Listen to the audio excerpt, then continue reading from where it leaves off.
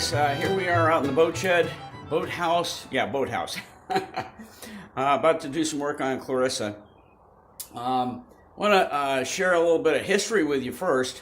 After I had built Clarissa and finally got her in the water as a sailboat, after my father-in-law had died and I was given back the boat, I've mentioned in past episodes, I completely redid her and brought her completely up to snuff as a sailboat, and I did a lot of sailing with her. And one of the great sails that I did was to sail from my mooring. Thank goodness I had a mooring in those days.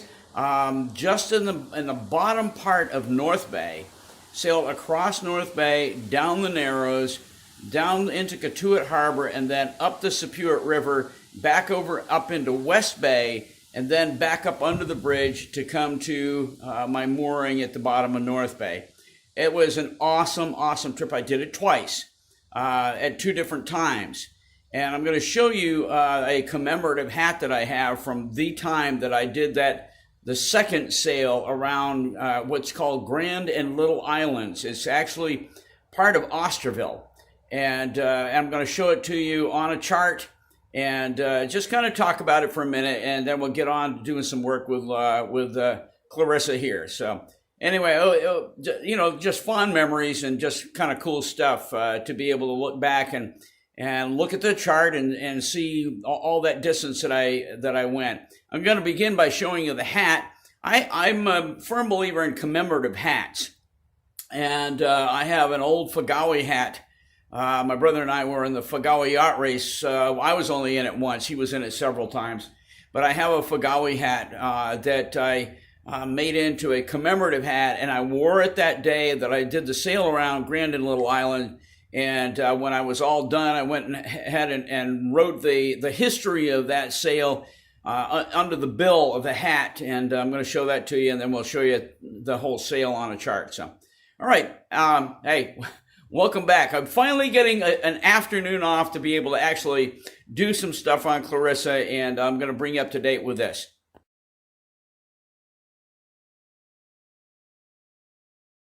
So here's my commemorative hat of my voyage around Grand and Little Island. August 15th, 1994, Clarissa, second circumnavigation of Osterville's Grand and Little Islands. Took me 3 hours and 30 minutes. Going down the Narrows, I was facing 20-knot winds and had a delightful time. It was all solo, but you know what? These are the things that make sailing memorable, is doing things like this, and especially when you do it solo. So anyway, love this boat. It was awesome that day. Let me get you caught up on the chart here and to show you what we're dealing with in terms of the the route that I had. Okay, in the first place, here's North Bay. Okay, my mooring was just right here at the very bottom. There's a channel that comes up through here under the bridge, and then at the very bottom of North Bay on the east side, I had a mooring right there, and I took off. And sailed across North Bay. Came right through the headlands right here. This is the big entrance to the Narrows. And the winds are extremely fluky, and it took me at least 3 attempts to finally get into the Narrows, which is right here. And coming down through the Narrows, I was facing 20-knot winds. So the wind was coming right on the nose, and I was having to tack back and forth all the way down into Cotuit Harbor. I finally made it down to Cotuit Harbor and made the turn. And once I made the turn, then I went into the Sepuit River. Well, this is Dead Neck right here. Once I entered the Sepuit River, sailing southeasterly, actually, it's east-southeast. Once I made that turn, the wind was right there into my sails, coming right over the top of the sandbar. And I mean, I was like having a motor on. I mean, I was just flying down through this Sepuit River. And finally made the turn into West Bay. And by the way, of course, then the wind is still with me. Actually, it's kind of almost at my. Okay, the wind was almost at my back as I was coming up underneath the bridge here. I remember being so kind of paranoid as I was going under the bridge. It was no need to be paranoid with my short rigging, but anyway, I sailed back up underneath the bridge here out of West Bay and got back to my mooring. And phenomenal day. Phenomenal day. All right, guys. I'm having to do this over a period of 2 different sessions as my camera gave out, and I having to grab a different camera, so I hope this one works. Well, guys, it's almost 8 o'clock in the evening, and been doing stuff all day, church-related, and so I'm going to get out here and enjoy a little work on Clarissa. And coming out to the boathouse, I just did this all up about, oh, good grief, it must be a month ago now, just to make things feel a little more at home out here. Get the light on. There we go. Oh, I forgot something. I'll be right back. I've got to go get my Dremel, my Multimax. I'm going to start tying into this today, this evening. And I already started pricing out what it's going to cost me to buy some replacement lumber. This is all the original wood in this is Oregon white pine, completely clear, but not a knot in any bit of this lumber. And anyway, okay, well, I'll be right back. All right, guys, I don't know if you can see this, but basically that's a butter knife. It's useless. I got all but the last one done. I've got one more screw back there, but I'm not messing with it. I'm going to go in and I'm going to order me some proper metal cutting Dremel blades and see if we can't do some serious work around here. Sorry to hold things up, but that's the way it is. I don't want to burn out the money that I spent on my little Multimax machine here. I was thinking it was a 45, it's only a 35. My brother's is a 65, and let me tell you something, you can tell the difference. That 65 has so much oomph, it's ridiculous. But in the meantime, I'll make do. The key is just getting a decent blade. So that's my next step. So, all right, guys, well, thanks for coming by this evening. That's all we're going to do for now until I get some new blades. I've got other things I'm going to do on this old Clarissa here, but it won't be tonight. So thanks for coming by. Okay, we're back and all plugged in.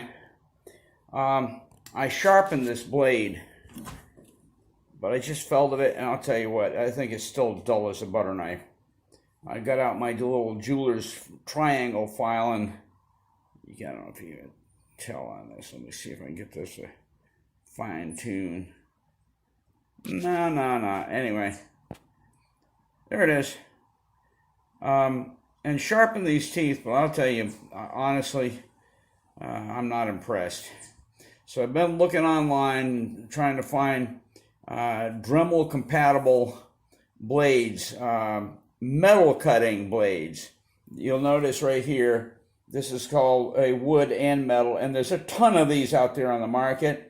But I'll tell you, I'm not impressed. I want me a carbide metal cutting blade that'll do the job. So for tonight, we're going to go ahead and cut the screws that you're seeing right here, all the way back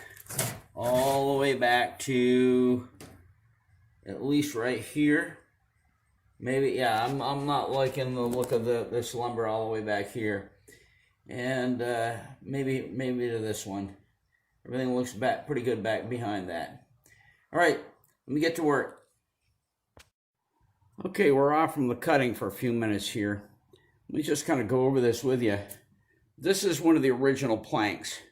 This all these planks are about 5, maybe 6. I think the top one may have been 6, up toward the bow anyway. But they all come back here and they taper, and then you'll notice how I already showed you this. I replaced the back several of these with these big wide planks and just try to cut out as much rod at one time as possible. I'm really tempted to go ahead and cut a new plank in about here and keep it the same width as the original plank, tapered all the way to the back, and cut out the top of this one so that my top plank is as a follow through all the way from the bow to the stern at the original height. I really don't want to take these out because they're in awesome condition. There's nothing wrong with those with those two big wide planks. They're holding beautifully. But at the same time, I would really like to get back to my look here of having that one original plank, a continuous length, continuous dimensions down from the rub rail all the way to the stern. So that's probably what I'm going to do. I'm debating whether or not to keep cutting tonight. I've got, 2 more? Yeah, I've got 2 more screws to cut. If I do, I'm not going to record them. We'll just show those to you later.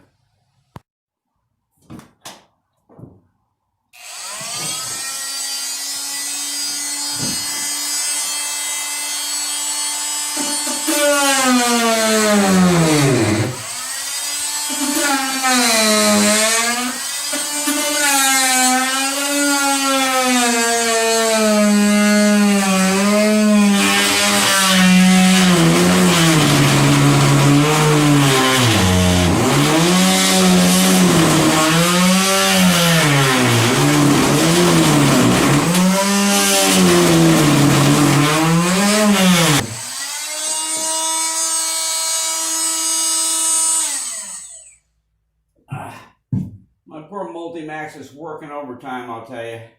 That's 2 cut.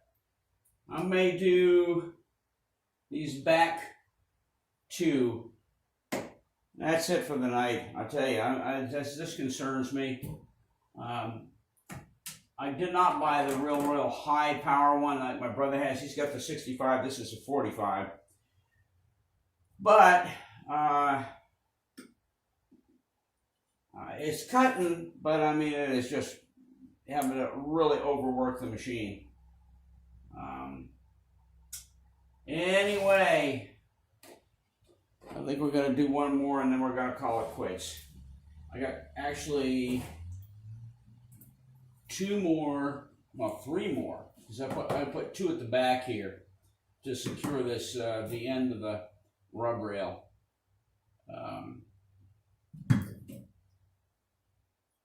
All right, well, let's give it a shot. We'll see what we can do. If we get these, I'm going to take it one at a time and just see how I'm feeling about this blade, because it's not good.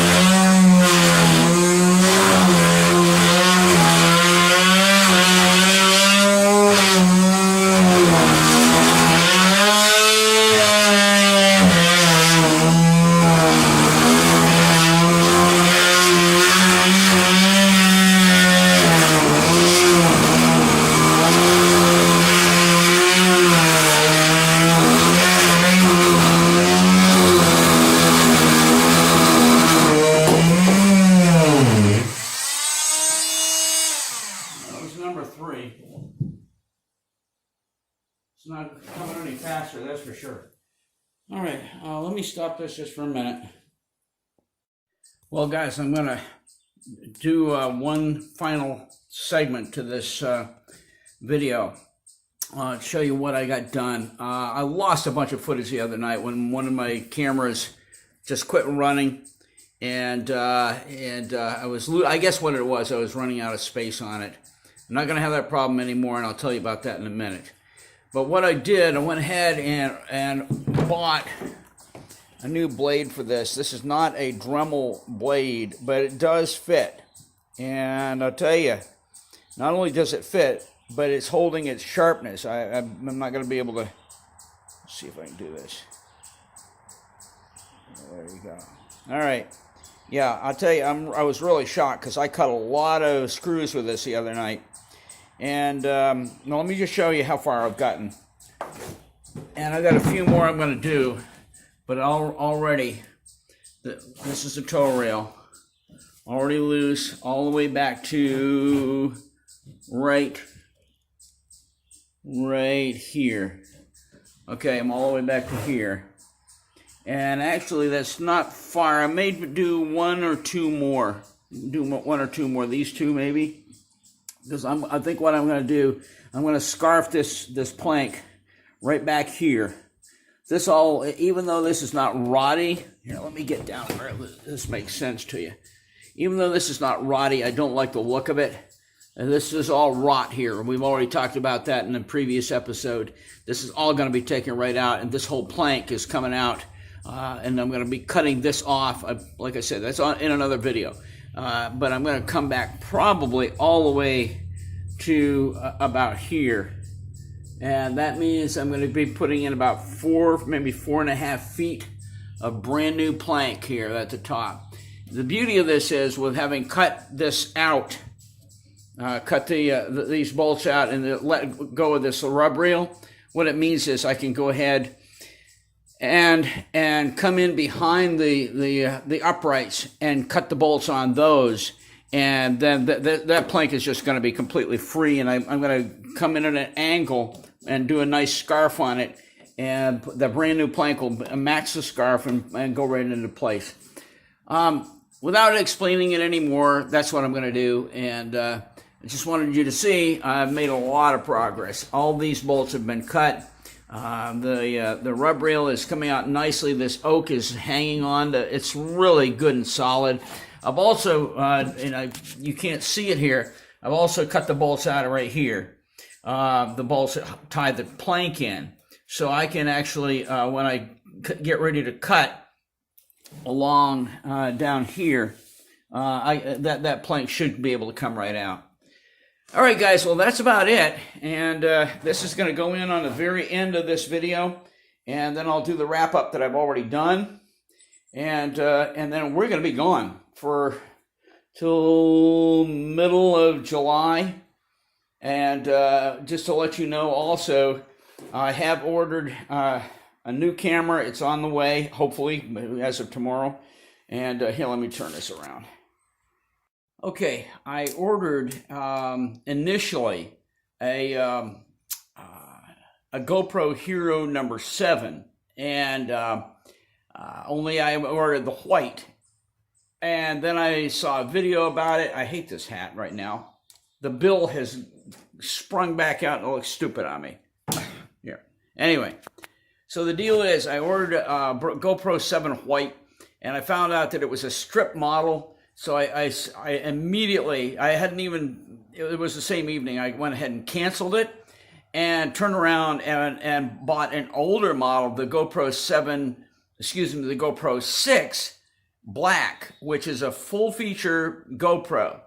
I never in all my days of having been doing this video stuff for now 3.5 years of working on a little girl, never dreamed of having a GoPro. I've always figured it was beyond me. But thank you, my sweet wife, my original little girl. She said, you're not buying one of those Chinese cameras. She's really death on China equipment right now because of all the whatever. So I said, oh, okay. And I went and looked, and well, come to find out, GoPro is an all-American company. And that was enough. And so I was able to shell out a few more coins and got a really nice, and it's a refurb, but I think so far I've had really good luck with refurbs. And so I'm looking forward to my awesome little GoPro 6 Black, and it's going to be a fantastic camera. Fantastic. I'm looking forward to it. A whole lot more than that, what was it, the Samsung S8 Plus that ended up being a total dud with camera. So, all right, guys, that's it. I'm going to turn this over, and the rest of this is all going to be for the wrap up, and we'll see you guys when we get back toward the late part of July sometime. So, hey, thanks for stopping by this segment. Let me get it straight, because it's not restoring Clarissa. Reclaiming Clarissa, not restoring little girl. So Guys, have a good one. We'll see you when we get back.